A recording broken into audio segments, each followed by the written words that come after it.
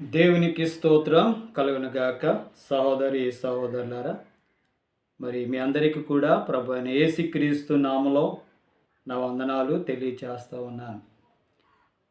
ప్రత్యక్షపు గుడారం గురించి మనం చాలా విషయాలు నేర్చుకున్నాం. మొదటి వాల్యూమ్, రెండవ వాల్యూమ్, ఇది మూడవ వాల్యూమ్గా మరి మీ ముందుకు తీసుకొస్తూ ఉన్నాను. రెండవ వాల్యూంలో ఆ తుమ్మకరతో చేయబడినటువంటి మందసము, అలాగే ఆ తుమ్మకరకు బంగారు రేకుతో పొదుగుబడినటువంటి విధానాన్ని, వాటి అర్థాలను మీకు తెలియచేయటము జరిగింది.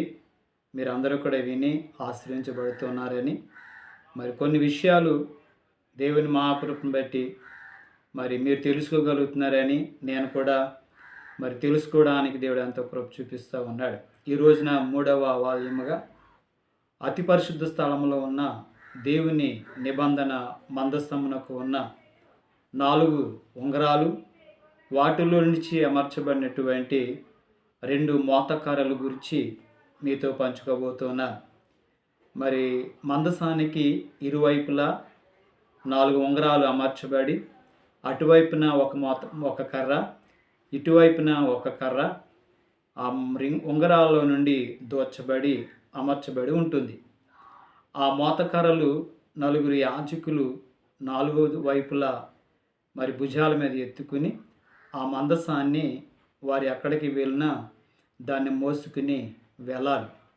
కనుక ఈరోజు ఆ 4 ఉంగరాలు, 2 మోతకర్రల గురించి నేను మీతో పంచుకోవాలని ఇష్టపడుతూ ఉన్నాను. ఈ యొక్క 2 మోతకర్రలు ఏమిటి అని అంటే, ఈ 2 మోతకర్రలు 2 నిబంధనలకు సాదృశ్యంగా ఉంది. 2 నిబంధనలు ఏంటనంటే, పరిశుద్ధ బైబిల్ గ్రంథము, ఆ గ్రంథంలో ఉన్నటువంటి 2 నిబంధనలు. ఆ 2 నిబంధనలు ఏంటి? పాత నిబంధన, అలాగే క్రొత్త నిబంధన గూర్చి ఆ మోతకర్రలు ఈ నిబంధనలకు సాదృశ్యంగా కనబడతా ఉన్నాయి. అయితే ఈ మోతకర్రలు ఆ మందసాన్ని మోస్తూ దానికి ఆధారముగా ఉన్నాయి. అలాగే ప్రభు అయినటువంటి యేసుక్రీస్తు ఈ 2 నిబంధనలో, పాత నిబంధనలో అలాగే క్రొత్త నిబంధనలో కూడా ఆయన ఉన్నారు. పాత నిబంధన, కొత్త నిబంధన ఈ 2 కూడా ప్రభు అయినటువంటి యేసుక్రీస్తుని గూర్చి తెలియచేస్తూ ఉన్నాయి. అవును కదా? పాత నిబంధనలో ఎక్కువగా మనం చూస్తే ఆదికాండం నుండి కూడా రాబోయినటువంటి యేసు ప్రభు గురించి ప్రవచనాలు ప్రవచించబడ్డాయి. మరి ప్రవక్తలు, అనేక మంది భక్తులు ఆ యేసు ప్రభు యొక్క రాకడ గురించి ప్రవచించారు. కనుక ఎలయనగా మనకు శిశువు పుట్టును, మనకు కుమారుడు అనుగ్రహింపబడను, ఆయన భుజముల మీద రాజ్యభారం ఉండును అనేటువంటి వచనం మన అందరికీ తెలుసు. అలాగే ఆయన పుట్టుక గురించి, ఆయన మరణం గురించి, ఆయన జీవితం గురించి అన్నీ కూడా పాత నిబంధన మరి యేసు ప్రభు గురించే తెలియజేస్తూ ఉన్నాయి. ఆయన ప్రతి ప్రవచనము కూడా మరి నెరవేర్చబడ్డారు. అందుకని చెప్పి పాత నిబంధన యేసు ప్రభు గురించి మరి తెలియజేయబడింది. అలాగే మరొక నిబంధన, మరొక మోతకర్ర ఏంటంటే కొత్త నిబంధన. క్రొత్త నిబంధన కూడా యేసు ప్రభు గురించి వ్రాయబడి ఉంది.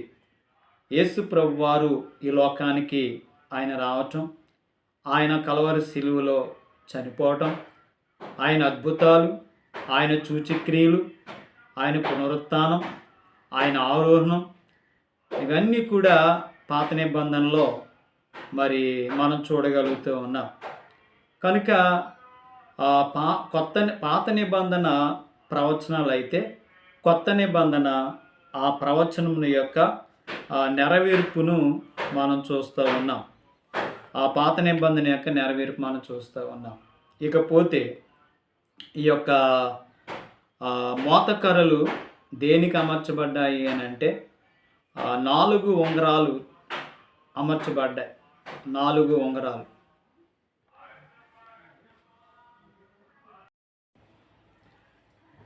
మందసానికి ఉన్నటువంటి 4 రింగులు 4 సువార్తలకు సాదృశ్యంగా కనబడతా ఉంది. కనుక ఈ 4 సువార్తలు ప్రభు అయినటువంటి యేసుక్రీస్తుని గురించి తెలియచేసి ఉన్నారు. ఈ 4 సువార్తలు ఎవరునంటే మత్తయి సువార్త, మార్కు సువార్త, లూకా సువార్త, యోహాను సువార్త. ఈ నలుగురు యేసుక్రీస్తు జననము, ఆయన యొక్క జీవితము, ఆయన చేసినటువంటి అద్భుత కార్యాలు, సూచక కార్యాలు, అలాగే సిలువలో ఆయన శ్రమలు, ఆయన యొక్క మరణము, ఆయన యొక్క యేసుక్రీస్తు యొక్క పునరుత్థానము, అలాగనే చివరిగా యేసు ప్రభు వారి యొక్క ఆరోహణమును గూర్చి ఈ 4 సువార్తల్లో చక్కగా అద్భుత రీతిగా వారు రాసి ఉన్నారు. కనుక యేసుక్రీస్తు గురించి చాలా సవిస్తరంగా మనం తెలుసుకోవాలనంటే ఈ 4 సువార్తల్లో మనము చూడగలుగుతూ ఉంటాం. ఈ నలుగురు కూడా యేసు ప్రభు గురించే రాశారు, కానీ నలుగురు 4 విధాలుగా వారు యేసు ప్రభు గురించి గుర్తించి వారు రాసినట్లుగా లేఖనాలు తెలియచేస్తూ ఉన్నాయి.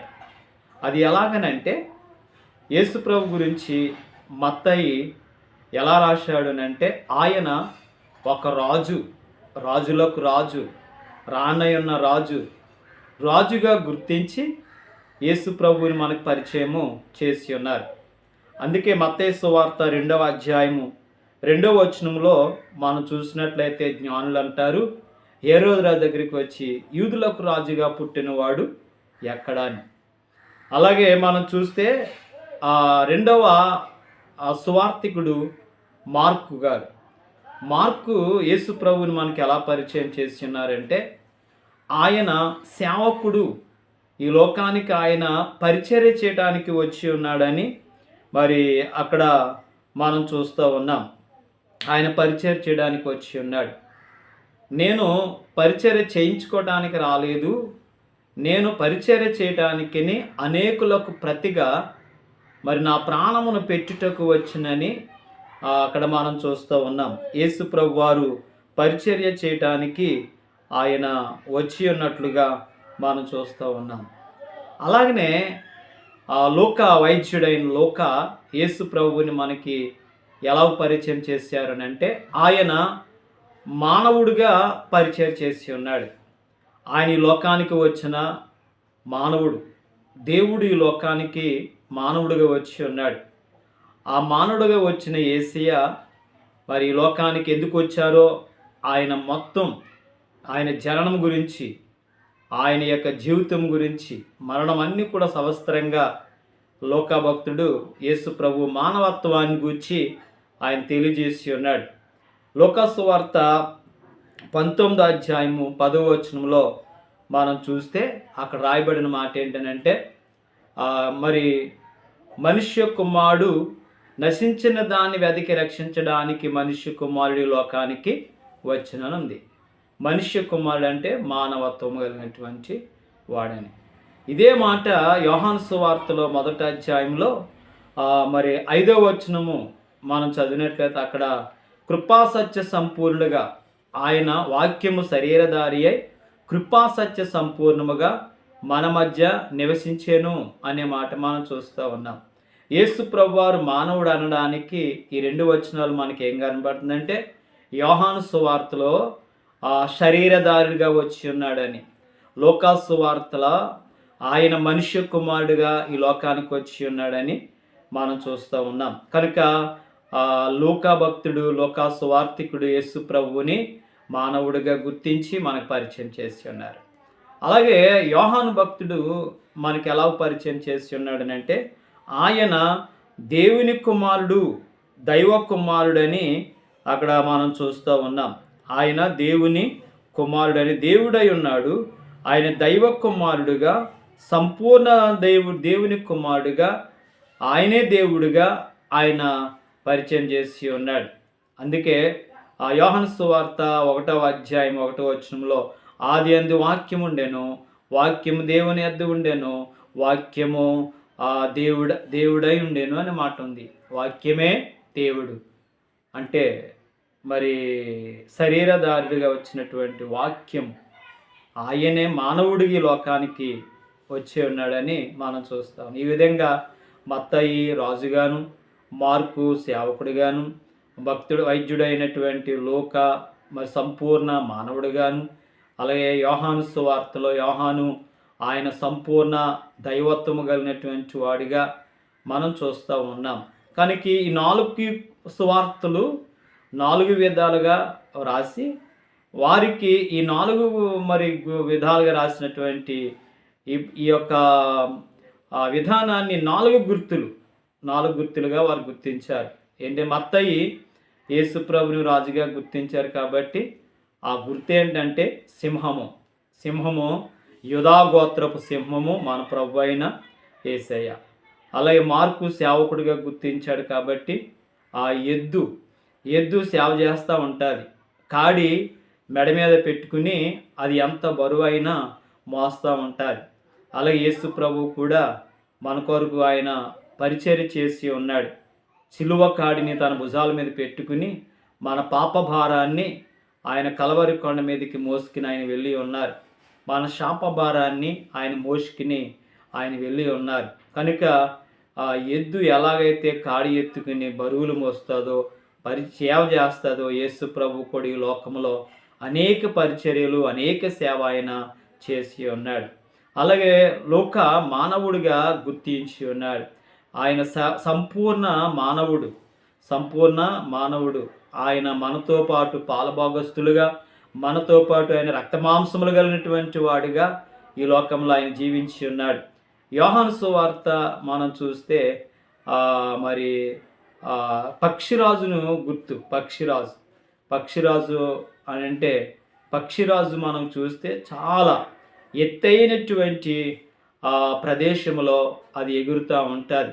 అలాగే దేవుడు కూడా మరి మనకు అందనంత పరలోకము ఎత్తైనటువంటి స్థలమైన పరలోకము నుండి భూలోకానికి ఆయన దేవుడు మానవుడిగా ఈ లోకానికి ఆయన దిగి వచ్చి ఉన్నాడు.